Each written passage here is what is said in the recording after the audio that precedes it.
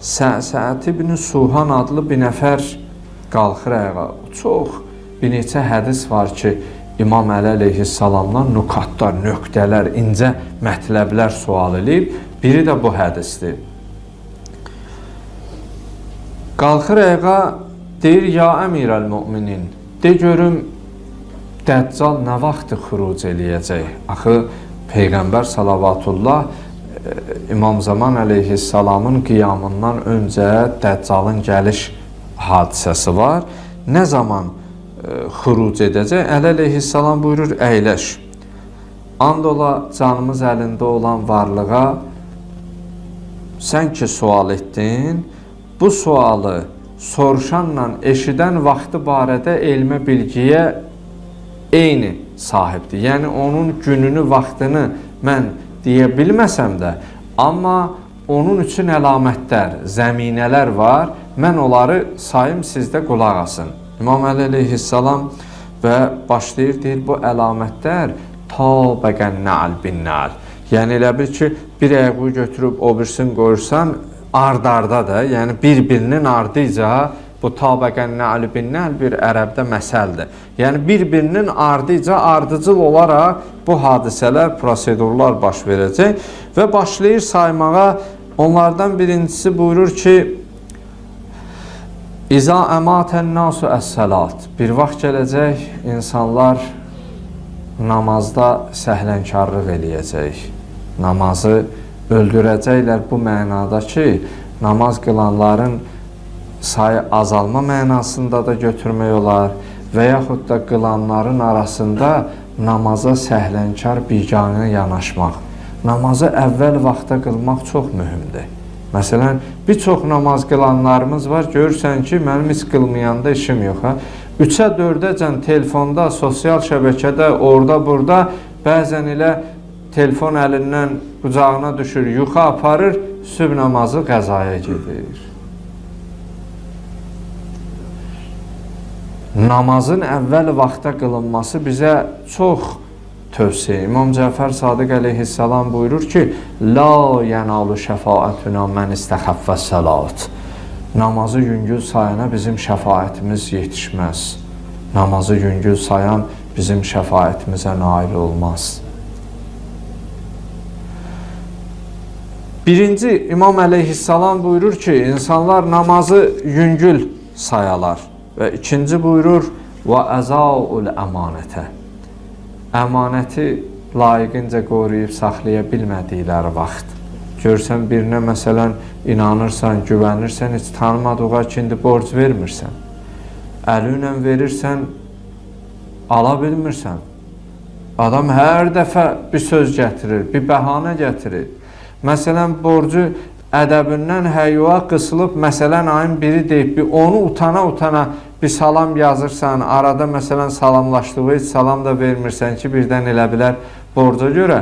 Utana-utana məsələn borcu istəyəndə heç axund ruhani o qədər ayə, hədis bəlkə bilmir. Bu ayələri, hədisləri hamısını bir-bir insana o lazımı olan ayə və hədisləri stat gətirir, səbri falanı.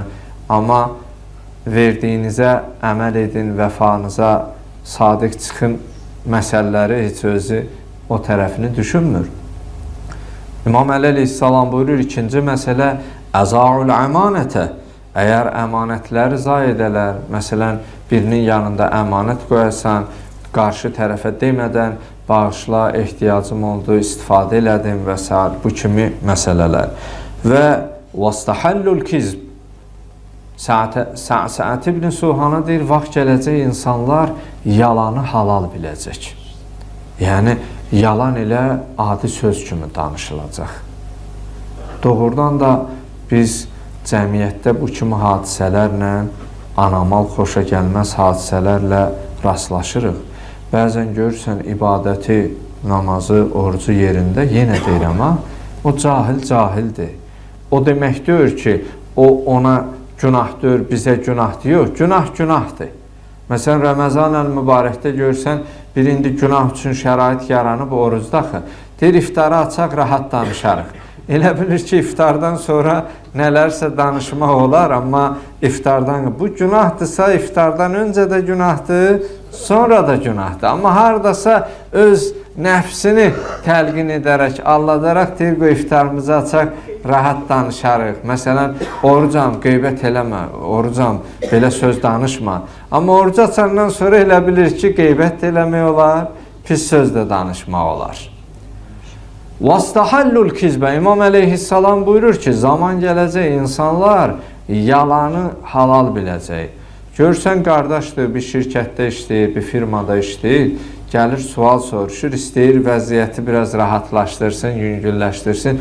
Deyir, bizim bilirsən də bu iş elədir ki, mən yalan danışmasam işim getməz. Yəni, bu dövriyyəni artırmaq üçün, bu malı satmaq üçün mən gərək yalan danışam.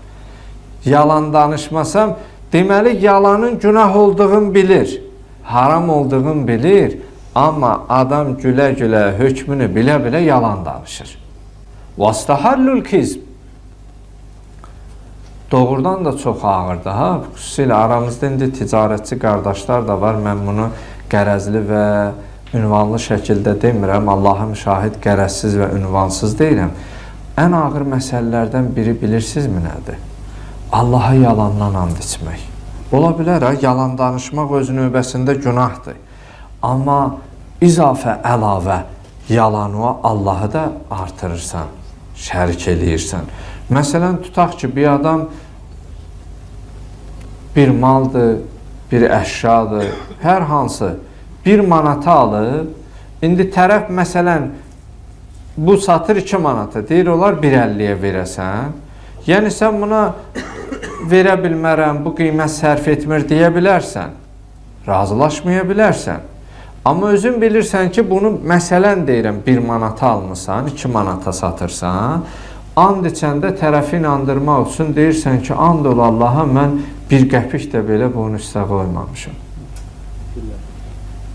Nəuzubillah, nəstəciru billah, həmin an bilirsiniz, Allahı qəpikdən ucuz satdığın anda. Sən demə, canım Allaha qurban, malım Allaha qurban, balam ay. Əzizim, sən Allaha orada qəpik qədəri dəyər qiymət vermədin. Belə də deyə bilərsən, amma o sözlə and ol Allaha 1 qəpik belə üstə qoymamışam. Yəni, biz Allaha nə qədər məyus edirik, nə qədər əməllərimizlə, nə qədər sözlərimizlə, ifadələrimizlə məyus edirik. Ona görə İmam əleyhissalam buyurur ki, zaman gələcək vəstəhəllül kizbə. İnsanlar yalanı halal biləcəklər, yəni yalanı rahat danışacaqlar. İnanın, bəzən elə bir hadisələr olur ki, bəzi insanlar düz danışana inanmır, yalanı elə səlis danışır, düz danışandan adamı o yalan danışan daha tez inandırır, daha inandırıcı tərəflərini özündə aşkarlamağa çalışırsan.